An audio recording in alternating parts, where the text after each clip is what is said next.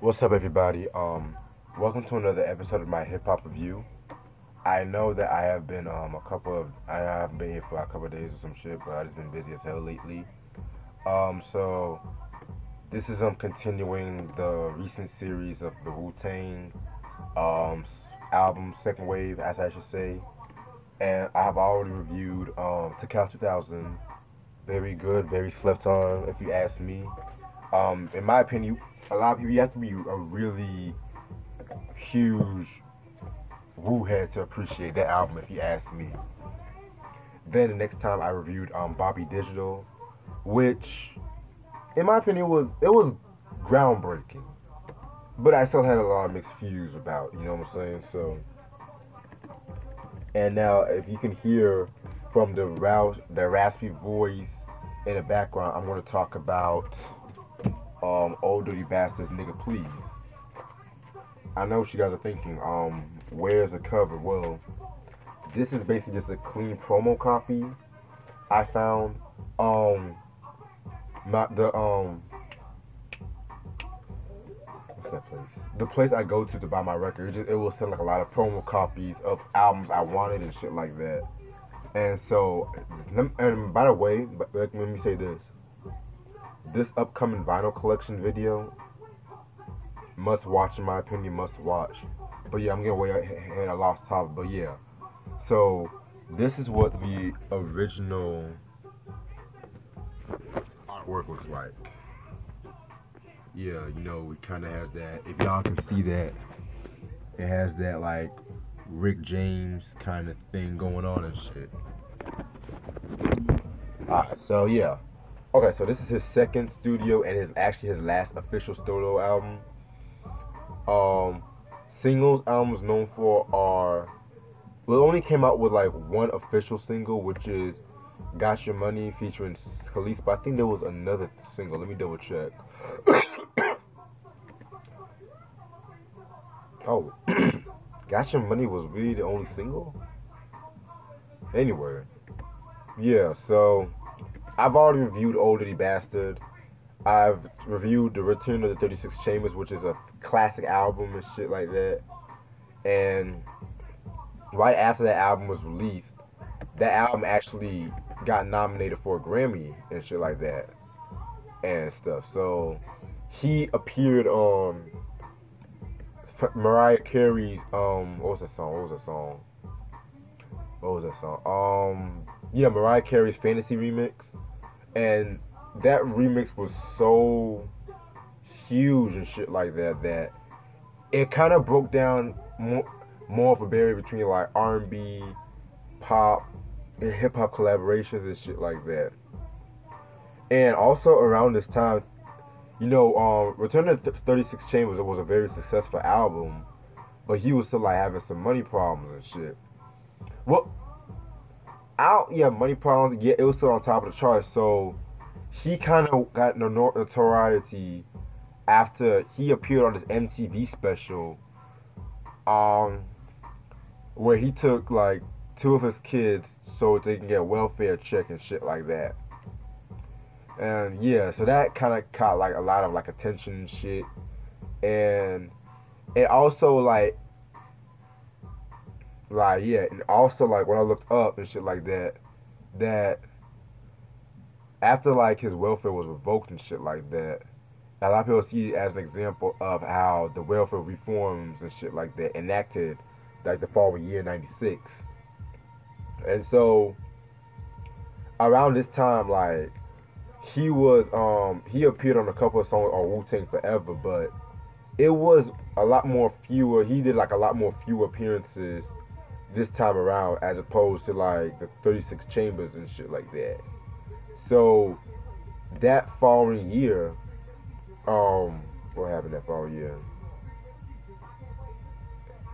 He what many people also don't know was next year, 1998, he actually was involved in the car accident, but no, he wasn't like physically hurt.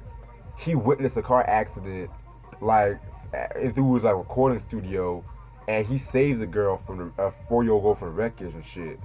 and so he didn't want the media following him around, so he had to use like a fake name just so he could see the girl and shit like that. And yeah, so I thought that was pretty interesting. And that same year, he was arrested for, he was like getting a lot of trouble in the law and shit like that. Like that time, he was arrested for shoplifting and shit like that. And then next thing you know, earlier, you know, he got arrested, you know, for driving without a license, like gun possession, and it was like a lot of shit going on and shit. So also around that time, you know, he started working on an album and shit like that between like jail sentences, and that's how Nigga Please came out and shit like that. Yeah. So producers include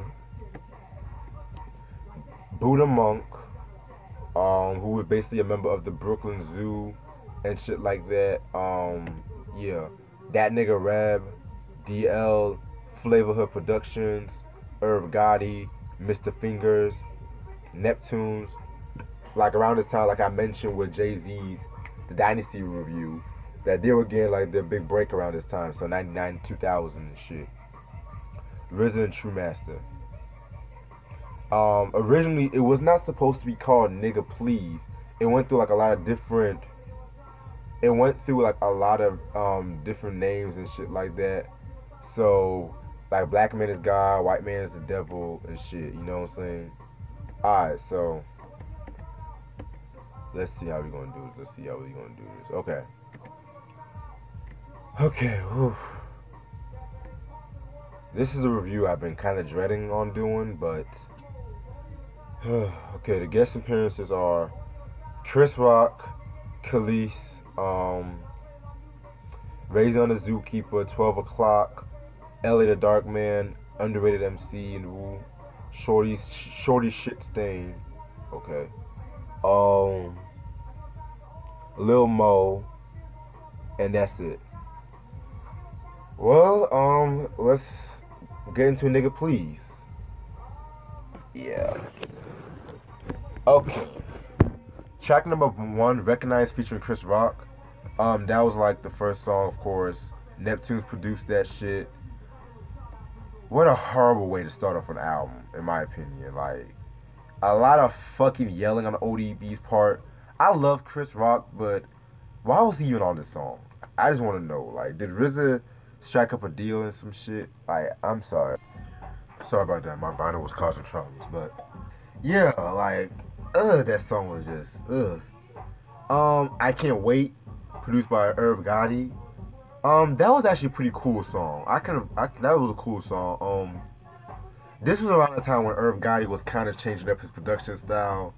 You know, because like I mentioned before, I believe on the mic when I was talking about Mike Geronimo's The Natural, review on that is coming soon. Believe me.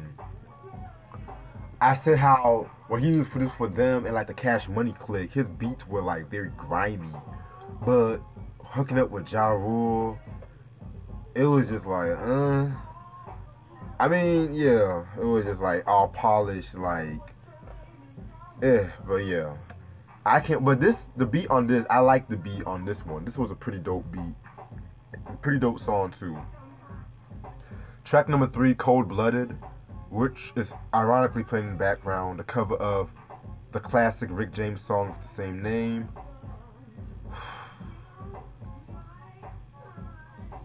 I'm just gonna let you guys listen and look at my face for my reaction. Yeah. Okay, I'm sorry about that.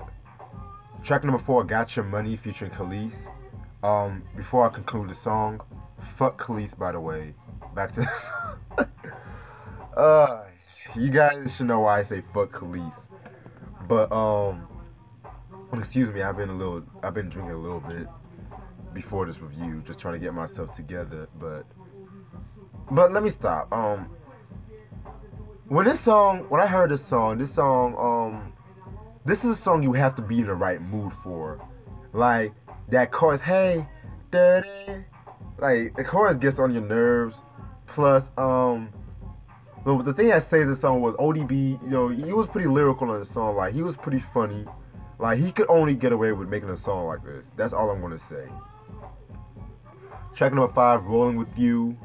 Didn't really care about that one too much, to be real. Track number 6, Getting High. That has Raised on the Zookeeper, 12 O'Clock, Ellie the Darkman, Shorty Shit Stain. ODB was not on that song, on some real shit. But yeah, that's a pretty cool song. It uses a LaBelle sample, which I fuck with a lot. A lot of Darkman, very dope MC. You guys should check out the Heist of the Century album that came out in '98. I possibly might do a review on that album when I'm talking about. For the affiliate albums, like, I'm going to talk about the Pillage, the Wu-Tang Swarm Bees album, Killer Bees on Swarm album. I'm trying to get my hands on a copy of Heavy Mental, so I could talk about Heist of the Century, but I gotta see how much time I have, you know. Yeah, so other than that, Getting High. Yeah, that was a song. Let me tell you, switch to.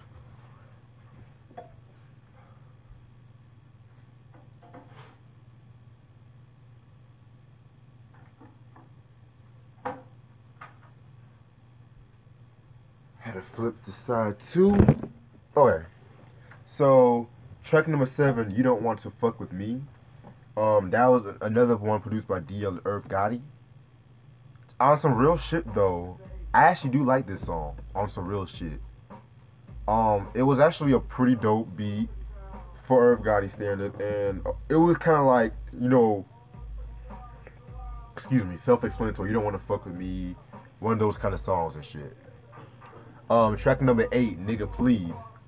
That's a RZA produced song, and yes, that's probably the first RZA produced song on this album. Interesting.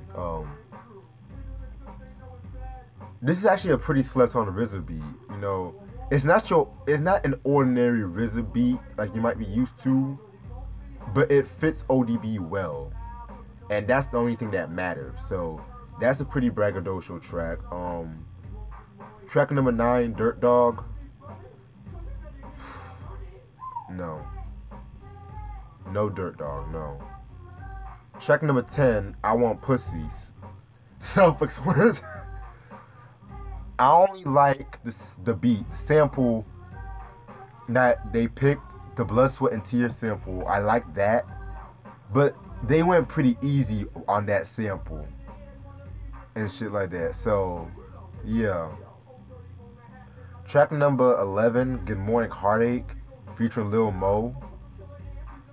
Surprisingly, that was another song I actually kind of liked though. And I didn't think I would like this song because I'm not the biggest Lil Mo fan, but it was actually a pretty soulful song, kind of like. It had like a very trippy, sort of almost on the same vibe of like Return to 36 Chambers in a way. But just because like ODB is actually singing on the song too, so but it's not cheesy. It's not like Biggie's Player Hater cheesy and shit like that. So thank God for that. Track number 12, All In Together Now. That's True Master beat. Keep your head up, True Master. I could have done without that. Then Crackerjack is the next one, but this one is kind of a hidden track. Yeah, I could have done without that either. Okay, my opinion on this album, it's not a good album. In my opinion, not a very good album.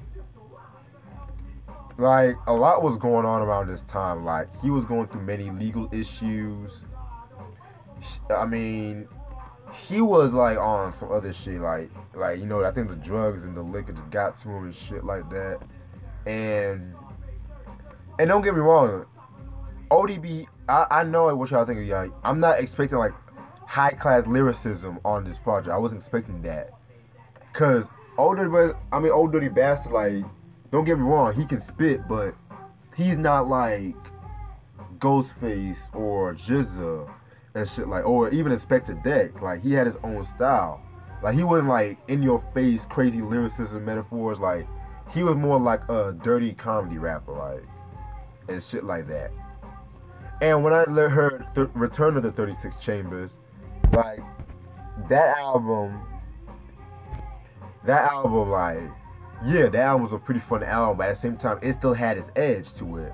And that's mostly based on like the production.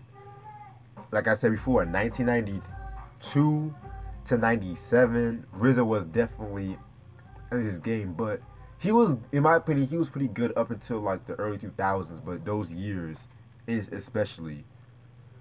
And it was just like the production is another problem. It was just too hoppy. Some of the beats kind of sounded the same, like, and the album covers.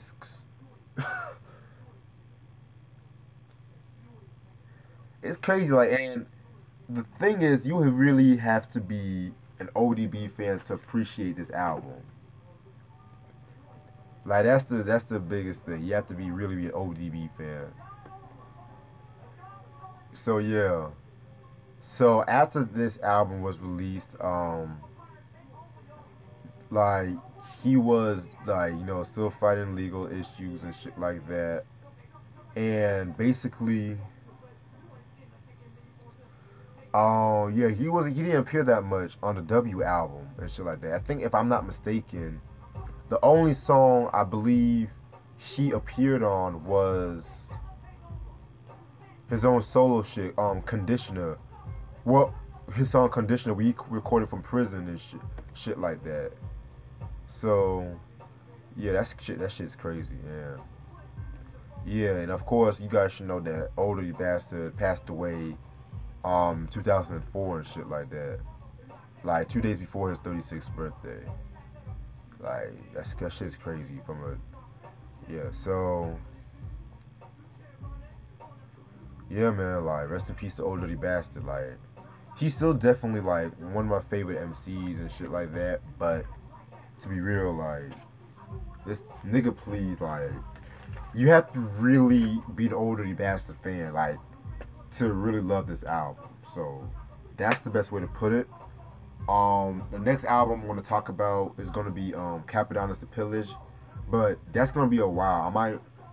I might take a, that's going to be a little while before I get on that. So yeah, ODB, nigga please, 1999. Stay tuned for some more stuff. Peace.